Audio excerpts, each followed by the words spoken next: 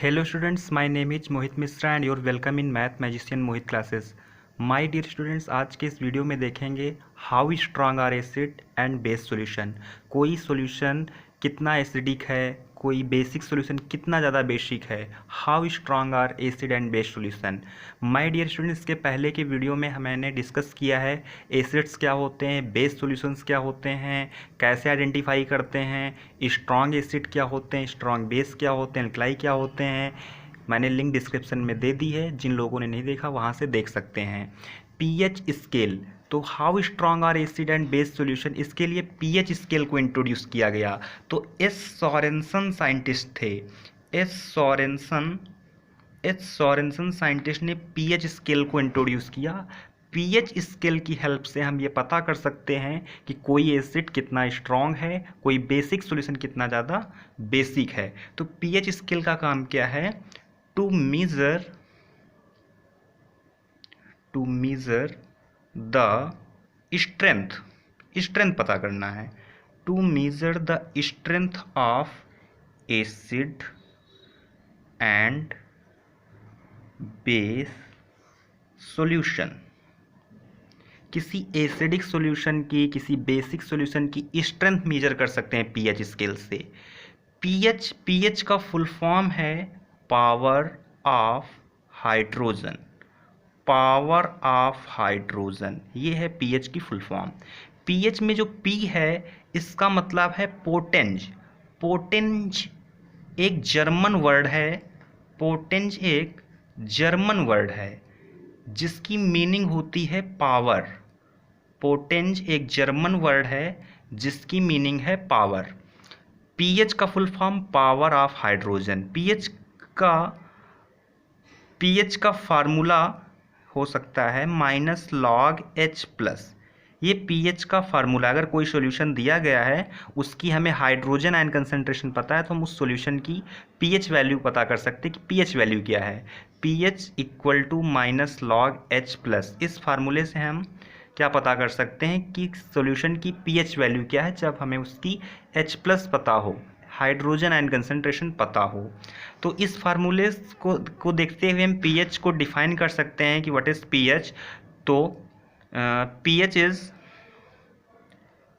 Is negative sign के लिए आ रहा है, नेगेटिव लॉग को लॉगरिथम बोलते हैं, negative logarithm of hydrogen ion concentration, hydrogen ion concentration. क्या डिफिनीशन मैंने लिखी है? PH is negative logarithm of hydrogen ion concentration. ये पीएच की डिफिनीशन हो गई। फार्मूले से डिफिनीशन बोल रहे हैं, pH equal to -log H+, तो माइनस के लिए नेगेटिव लिखा है। PH is negative logarithm of H+ hydrogen ion concentration. Bracket मतलब कंसंट्रेशन होता है, ब्रैकेट का मतलब कंसंट्रेशन। तो पीएच को इस तरह डिफाइन कर सकते हैं, pH is negative logarithm of hydrogen ion concentration. PH scale, ये 0 से 14 तक नंबर्स होते हैं पीएच स्केल पे।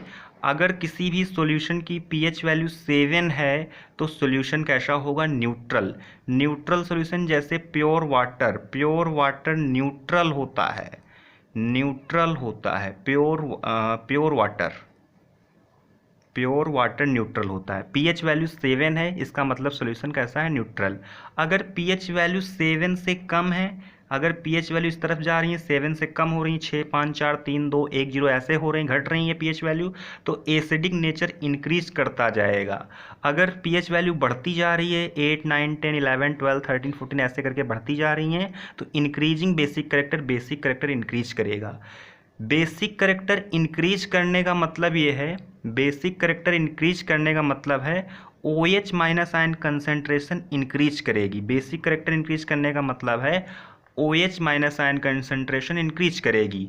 इसी तरह इंक्रीजिंग एसिडिक करेक्टर का मतलब है कि hydrogen ion concentration H+ increase करेंगे। तो इसको हम यहाँ पे लिख देते हैं, पीएच की वैल्यू यदि 7 के इक्वल है तो सॉल्यूशन कैसा होगा? सॉल्यूशन न्यूट्रल होगा।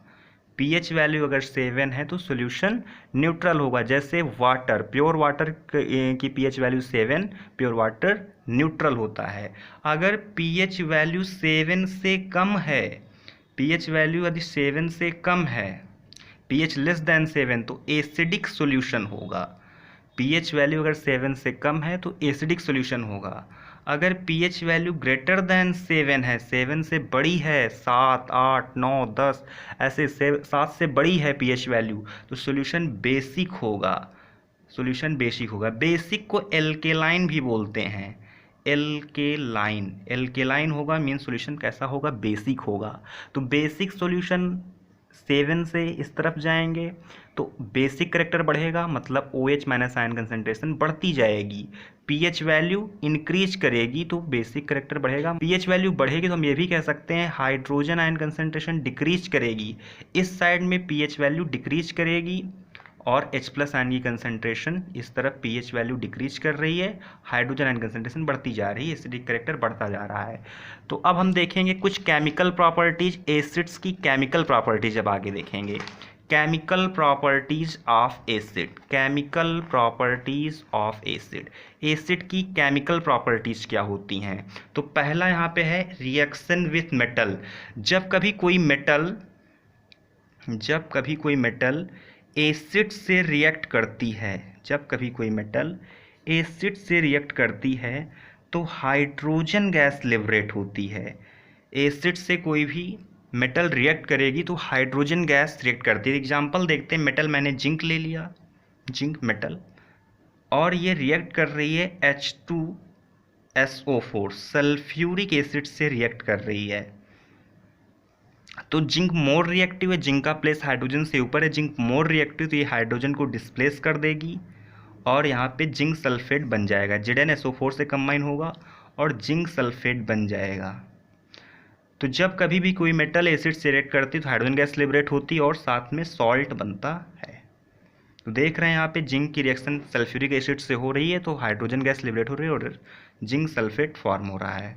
ऐसे भी देख सकते हैं जैसे कि हमने जिंक की रिएक्शन HCl से करा दिया हाइड्रोक्लोरिक एसिड से, तो यहाँ पे हाइड्रोजन गैस लिबरेट होगी और Zn क्लोरीन से कंबाइन होकर zinc chloride ZnCl2 zinc chloride बन जाएगा।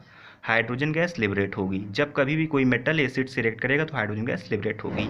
अब दूसरा है reaction with metal carbonate. Reaction with metal carbonate या फिर मेटल हाइड्रोजन कार्बोनेट। तो इसका जनरल फॉर्म हम लिख देते हैं कि कोई मेटल कार्बोनेट है, कोई मेटल कार्बोनेट है या कोई मेटल बाई कार्बोनेट है। मेटल हाइड्रोजन कार्बोनेट को मेटल बाई कार्बोनेट भी बोलते हैं। मेटल बाई कार्बोनेट है, अगर उसकी रिएक्शन एसिड के साथ होगी तो CO2 गैस लिबरेट होगी, CO2 गैस लिबरेट होगी। मेटल की रिएक्शन एसिड से होगी हाइड्रोजन गैस, मेटल कार्बोनेट है या मेटल बाई कार्बोनेट है, उसकी रिएक्शन एसिड से होगी तो CO2 के साथ CO2 गैस रिलीज होगी। एग्जाम्पल देखते हैं मेटल कार्बोनेट का, जैसे मेटल कार्बोनेट सोडियम कार्बोनेट मैंने ले लिया। मेटल कार्बोनेट है, फार्मूला है सोडियम कार्बोनेट का Na2CO3 मेटल कार्बोनेट। इसकी रिएक्शन एसिड के साथ करा रहे हैं तो एसिड मैंने हाइड्रोक्लोरिक एसिड ले लिया है। इससे रिएक्शन कराएंगे तो क्या होगा, हमें कन्फर्म है कि CO2 तो ज़रूर निकलेगी, तो CO2 को निकाल दिया। अब यहाँ से CO2 निकल गई, CO2 निकल जाने का मतलब एक ऑक्सीजन बचेगा, CO2 निकल गई, एक ऑक्सीजन बचेगा और ये हाइड्रोजन कंबाइन होके, हाइड्रोजन और ऑक्सीजन कंबाइन होके H2O फॉर्म करेंगे, वाटर मॉलिक्यूल निकल जाएगा। हाइड्रोजन और ऑक्सीजन मिलके H2O बना लेंगे और ये सोडियम और ये क्लोरीन क्या बनाएंगे, sodium chloride NaCl। Reaction balance कर लेते हैं, यहाँ पे 2 सोडियम है तो यहाँ पे 2 से मल्टीप्लाई करेंगे 2 सोडियम हो जाएंगे। यहाँ पे 2 क्लोरीन हो गए, 2 से इसको मल्टीप्लाई करेंगे। अब यहाँ पे 2 हाइड्रोजन और ये CO2 और ये ऑक्सीजन बैलेंस है, 2 ऑक्सीजन और 1 3, यहाँ पे भी 3 ऑक्सीजन है, कार्बन एक इधर है एक इधर है, कार्बन भी बैलेंस है, रिएक्शन बैलेंस हो गई है। एक बाई कार्बोनेट के साथ एग्जांपल देख लेते हैं, तो हमने एग्जांपल ले लिया NaHCO3 सोडियम हाइड्रोजन कार्बोनेट या फिर सोडियम बाइकार्बोनेट। इसकी रिएक्शन HCl के साथ कराएंगे। तो हमें पता है जब कोई भी मेटल कार्बोनेट की रिएक्शन एसिड से कराते हैं तो CO2 गैस रिलीज होगी। तो मेटल कार्बोनेट और ये हाइड्रोक्लोरिक एसिड रिएक्शन होगी, CO2 गैस लिबरेट होगी, CO2 गैस लिबरेट होगी। अब यहाँ पे CO2 गैस लिबरेट हो चुकी है, बचेगा क्या? ऑक्सीजन। ऑक्सीजन और ये हाइड्रोजन, यहाँ पे भी हाइड्रोजन, ये हाइड्रोजन और ऑक्सीजन कंबाइन होकर H2O बना देंगे। ये हाइड्रोजन और ये हाइड्रोजन H2, ये हाइड्रोजन और ये हाइड्रोजन H2 और ये O, एक O बचेगा CO2 निकलने पे, कंबाइन होकर H2O बन जाएगा। सोडियम और ये क्लोरीन कंबाइन होंगे, सोडियम और क्लोरीन कंबाइन होके ये NaCl बना लेंगे, सोडियम क्लोराइड। तब जब कभी मेटल कार्बोनेट या मेटल बाइकार्बोनेट एसिड से रिएक्ट होता है CO2 बनता है, H2O फॉर्म होगा और सॉल्ट बनता है। तो ये जनरल ट्रेंड है, जब कोई मेटल कार्बोनेट एसिड से रिएक्ट करेगा CO2 गैस निकलेगी, वाटर बनेगा और सॉल्ट बनता है। Reaction with metal oxide, reaction with metal oxide. Metal oxide का एग्जांपल ले लेते हैं, जैसे मैग्नीशियम मेटल है, इसका oxide magnesium oxide, metal oxide हो गया। मेटल ऑक्साइड की अगर रिएक्शन होगी एसिड HCl ले लिया, तब क्या होगा?